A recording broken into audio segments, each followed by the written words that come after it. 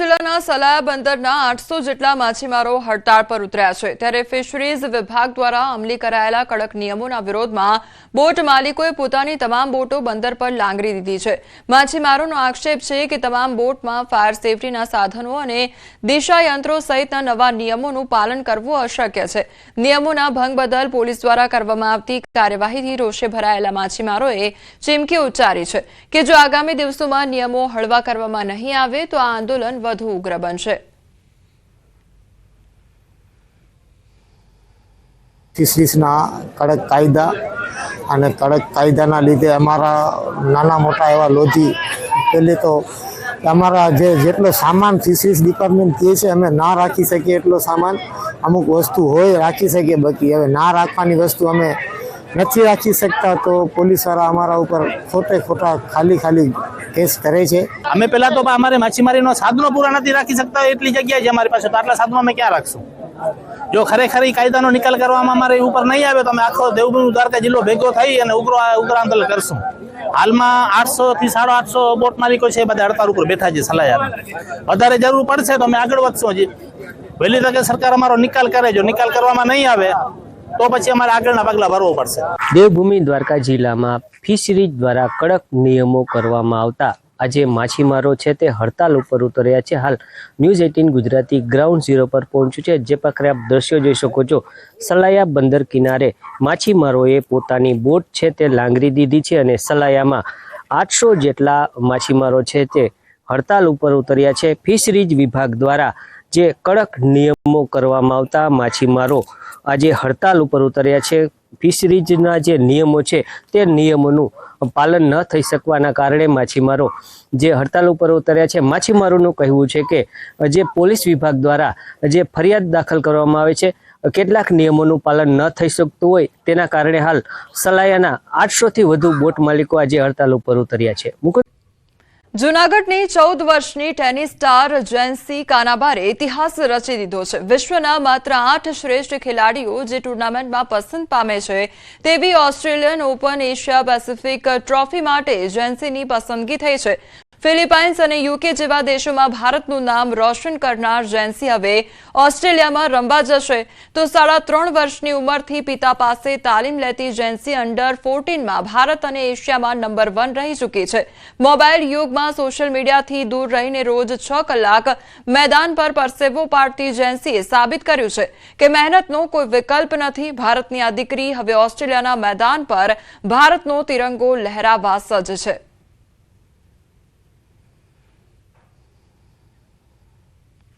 તો જેન્સી દ્વારા ખૂબ જ અથાગ મહેનત કરવામાં આવી છે અને હવે તેનું ફળ તેને પ્રાપ્ત થઈ રહ્યું છે। ઓસ્ટ્રેલિયા ખાતે તેના દ્વારા મેચ રમવામાં આવશે અને ભારતનું નામ પણ રોશન કરવામાં આવશે। ઓસ્ટ્રેલિયાના મેદાન પર ભારતનો તિરંગો લહેરાવવા માટે તે સજ્જ છે। જેન્સીએ ભારતનું પ્રતિનિધિત્વ કરેલ છે, ભારતની કેપ્ટન રહેલ છે અંડર 14 ટીમની, અને એ કંબોડિયા, ફિલિપાઇન્સ, પછી વિમ્બલ્ડનની અંદર ઇંગ્લેન્ડમાં પણ રમેલી છે। હાલમાં જેન્સી ઓસ્ટ્રેલિયાની અંદર રમાઈ રહેલી Australian Open Asia Pacific elite ટ્રોફીની અંદર જેન્સી સિલેક્ટ થયેલી છે, જેમાં વર્લ્ડના 8 બેસ્ટ પ્લેયર સિલેક્ટ થતા હોય એમાંની એક છે જેન્સી, અને તે શુક્રવારે તે રમવા જઈ રહી છે। હું 3.5 વર્ષની હતી ત્યારથી હું ટેનિસ રમું છું। મારા મેઇન કોચ દીપકભાઈ કાનાબર જે મારા પપ્પા છે। હું સ્ટાર્ટિંગના તબક્કામાં જીમખાનામાં સોમનાથ સર પાસે રમતી, ને અત્યારે હું ચોબારી રોડ ઉપર પ્રવીણ સર અને સોમનાથ સર બે છે, ને મારા પપ્પા મેઇન કોચ છે। અમદાવાદના જમાલપુરમાં યુવકની હત્યાનો મામલો સામે આવ્યો છે। અંગત અદાવતમાં છરીના ઘા મારી હત્યા કરી દેવામાં આવી। આકાશ ઓડની છરીના ઘા મારીને હત્યા કરી દેવામાં આવે છે તો ગાયકવાડ હવેલી પોલીસ સ્ટેશન નજીકનો આ બનાવ સામે આવ્યો છે। પોલીસે 2 આરોપીઓની ધરપકડ કરી સમગ્ર મામલે પરિવારજનો મહિલાઓ પોલીસ સ્ટેશન બહાર રસ્તો બ્લોક કર્યો છે, ત્યારે ગાયકવાડ હવેલી પાસે પણ ટ્રાફિક જામ કરી વિરોધ કરવામાં આવ્યો છે। મૃતકના પરિવારે આરોપીને કડક સજા કરવા માટે માંગ પણ કરી છે। તો અમદાવાદના જમાલપુર વિસ્તારની આ ઘટના કે જ્યાં યુવકની હત્યાનો મામલો સામે આવ્યો છે। છરીના ઘા ઝીકીને અંગત અદાવતમાં હત્યા નિપજાવી દેવામાં આવી છે, ત્યારે બીજી તરફ મહિલાઓ દ્વારા વિરોધ પણ કરવામાં આવી રહ્યો છે। સંવાદદાતા વિભુ અમારી સાથે જોડાઈ ગયા છે। વિભુ, યુવકની હત્યાનો મામલો સામે આવ્યો છે, ત્યારે કયા પ્રકારની પરિસ્થિતિ જોવા મળી રહી છે? બિલકુલ કહી શકાય કે અમદાવાદ શહેરના ગાયકવાડ હવેલી વિસ્તારમાં ગઈકાલે જે એક હત્યા થઈ હતી અને ત્યારબાદ તેમના પીએમ માટે સિવિલ હોસ્પિટલ લાવવામાં આવ્યા હતા, જ્યાં તેઓના પરિવાર પણ ઉપસ્થિત જોવા મળ્યા હતા. અને પરિવારનો આક્ષેપ છે કે જે આકાશ છે તેની હત્યા કરવામાં આવી છે તે એક નાનું એવું કારણ હતું. આગલે દિવસે ઝઘડો થયો હતો અને ઝઘડાની અદાવત રાખી અને બીજા દિવસે જ્યારે આકાશ નોકરી ઉપર ગયો અને નોકરી ઉપરથી આવી જાય તેની રાહ જોઈ રહ્યા હતા અને એ આવ્યા બાદ તેઓને માર મારવામાં આવ્યો, શરીરના ઘાથી, અને તેમની હત્યા છે તે કરી દેવામાં આવી છે. ત્યારે પરિવારજનોની માંગ છે કે તેઓને ન્યાય મળે. જે વિભુ, સમગ્ર માહિતી બદલ આપનો આભાર. બીજા દિવસે એ લોકો ધ્યાન રાખીને 4-5 છોકરા મળીને એની રાહ જોઈ કે આ રસ્તેથી આ રહ્યો નોકરીથી આવે છે. એ રીતની આ લોકો રાહ જોઈને બેઠા હતા. 1 કલાક, અડધો કલાક, 5 મિનિટ એ રીતના વાર જોઈને બેઠા હતા. પછી જેવો એ છોકરો આવ્યો, આકાશ બાબુભાઈ ઓડ, એ રીતનું 2 જણા જે સાથે હતા ને એ બેને કંઈ જ ના કર્યું. બાકી આકાશને પકડીને એ લોકોએ છરીના ઘા એટલા માર્યા કે ના પૂછો. મારો ભાઈ નોકરીથી આવતો હતો. તમારા ભાઈનું નામ શું છે? આકાશ બાબુભાઈ ઓડ. એને રસ્તામાં ઘેરી લીધો. 6 છોકરા હતા. એક મિતેશ રાઠોડ એ અને બીજા 5 મોમેડન છોકરા હતા. એ તમે આ 6 છે છરીઓ મારી, પાછળ ફ્રન્ટ બેગ અહીંયા. અમદાવાદ જીટીયુ દ્વારા 15મો દીક્ષાંત સમારોહ યોજાયો. ગુજરાતના રાજ્યપાલ આચાર્ય દેવવ્રતની હાજરીમાં યોજાયો દીક્ષાંત સમારોહ. 36,936 વિદ્યાર્થીઓને ડિગ્રી અને ડિપ્લોમા ડિગ્રી એનાયત કરવામાં આવી, તેમજ 70 પીએચડીની ડિગ્રી પણ એનાયત કરવામાં આવી. દીક્ષાંત સમારોહમાં આચાર્ય દેવવ્રતે દેશના આર્થિક વિકાસ વિશે વાત કરી. કોઈપણ દેશ ટેકનોલોજીનો રસ્તો પકડે તે દેશ સરળતાથી આગળ વધે છે. 11 વર્ષ પહેલા આર્થિક રીતે દુનિયામાં 11મા નંબર પર હતા.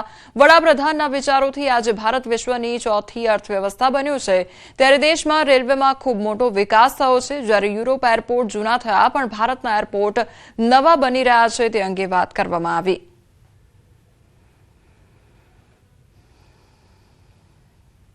राज्यपाल महोदय कि आज भारत इस समय 4थी अर्थव्यवस्था बन चुका है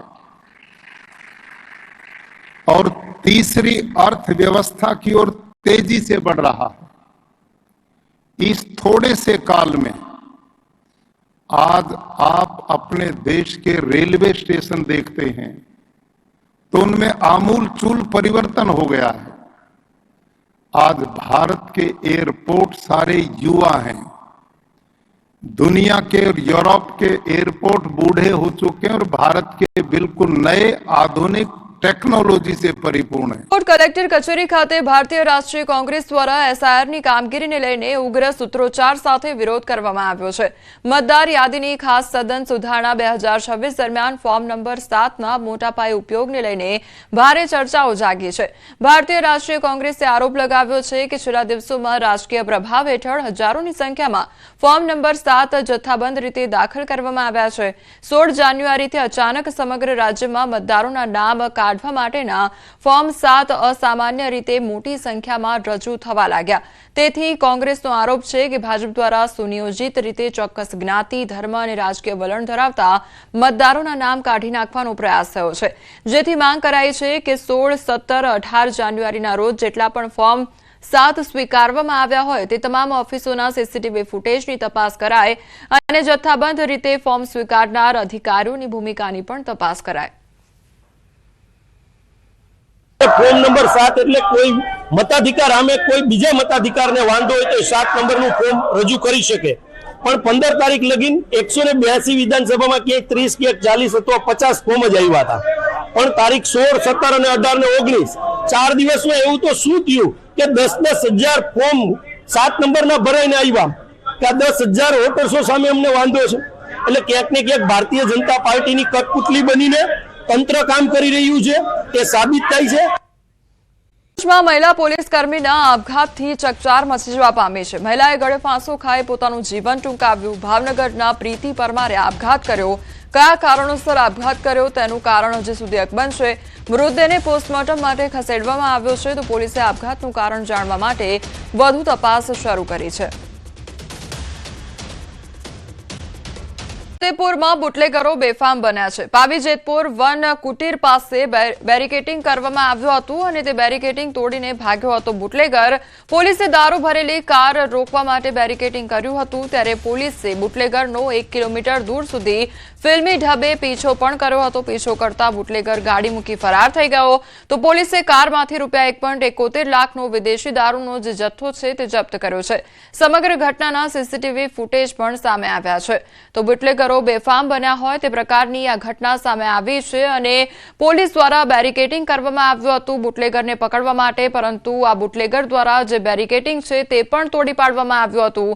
ત્યારબાદ પોલીસ દ્વારા ફિલ્મી ઢબે લગભગ 1 કિલોમીટર સુધી આ જે બુટલેગર છે તેનો પીછો કરવામાં આવ્યો હતો. બુટલેગર ત્યાંથી ફરાર થયો. પોલીસ દ્વારા જે વિદેશી દારૂનો જથ્થો છે તે જપ્ત કરવામાં આવ્યો છે. ભાવનગરમાં પોલીસ અને પશુપાલક વચ્ચે બબાલ સર્જાઈ. પશુપાલક અને પોલીસ વચ્ચે ઝપાઝપીના દ્રશ્યો સામે આવ્યા છે. બંને વચ્ચે થયેલી મારામારીનો વિડીયો પણ વાયરલ થયો છે. ઈજાગ્રસ્તોને સારવાર માટે હોસ્પિટલમાં ખસેડવામાં આવ્યા છે.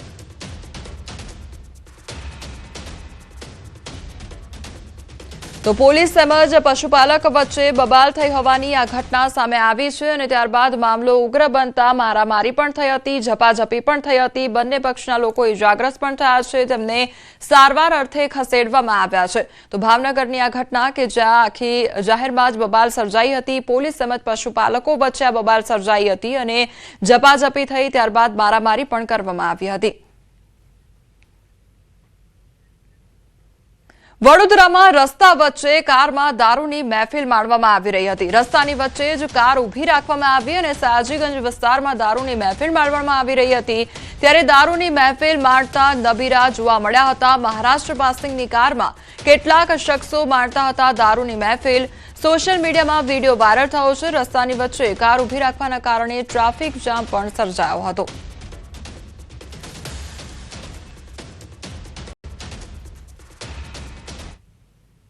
અમદાવાદમાં મહિલા પર ચાકુથી હુમલો કરવાનો મામલો સામે આવ્યો છે. બહેરામપુરામાં મહિલા પર હુમલાની ઘટના સામે આવી છે. મહિલા પર યુવકે ચાકુ વડે હુમલો કર્યો તો યુવકે મહિલા સાથે વાત કરી અચાનક ચાકુ કાઢી હુમલો કર્યો.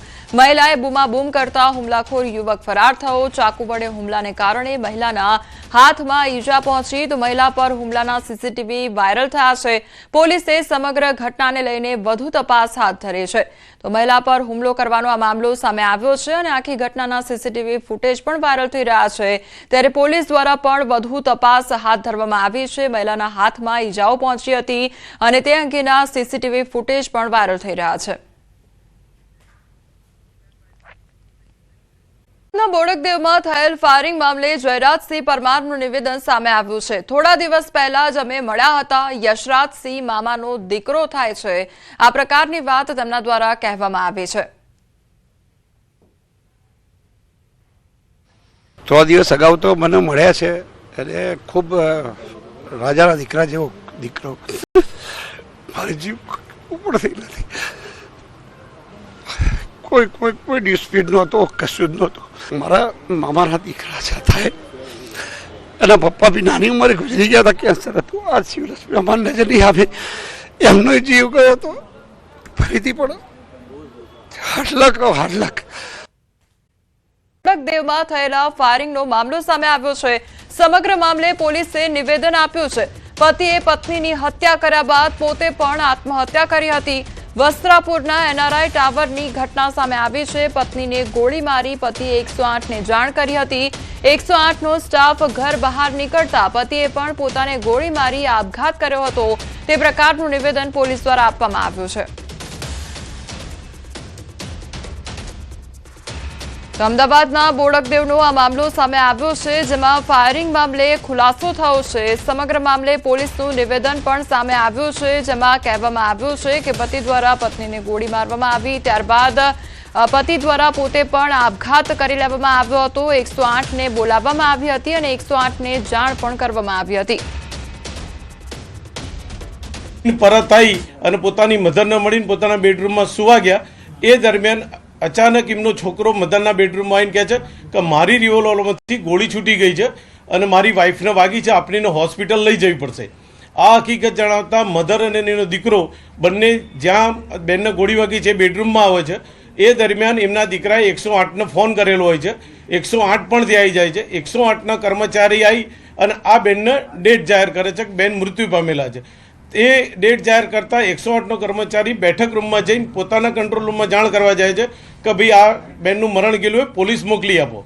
આ મેસેજ કરવા જતાં આ ભાઈ જે યશરાજસિંહ ખરા એમને જાતે જ પોતાને ગોળી મારી દીધી માથાના ભાગે, અને એ અવાજ થતાં એમના મધર અને આ 108ના કર્મચારી બંને બેડરૂમમાં જાય છે. ત્યાં યશરાજે પોતે ગોળી મારીને લોહી લુહાણ હાલતમાં નીચે પડેલા હોય છે. પીએમ નોટ આવ્યા પછી અમે એના નિર્ણય ઉપર જઈશું કે ભાઈ ખરેખર ગોળી મારવામાં આવી છે, નજીકથી ગોળી વાગી છે, કેટલા અંતરથી ગોળી વાગી છે, કેવા પ્રકારની ગોળી વાગી છે, માણસ જાતે ગોળી માગે તો ક્યાં વાગે, આકસ્મિક ગોળી વાગે તો ક્યાં, આ બધા જ પહેલો લઈને એ માટે જ અમે ફોરેન્સિક પીએમનો આગ્રહ રાખી અને બંને ડેડ બોડીને અમે સિવિલ ખાતે ફોરેન્સિક પીએમ કરવા માટે અમે મોકલી આપેલા.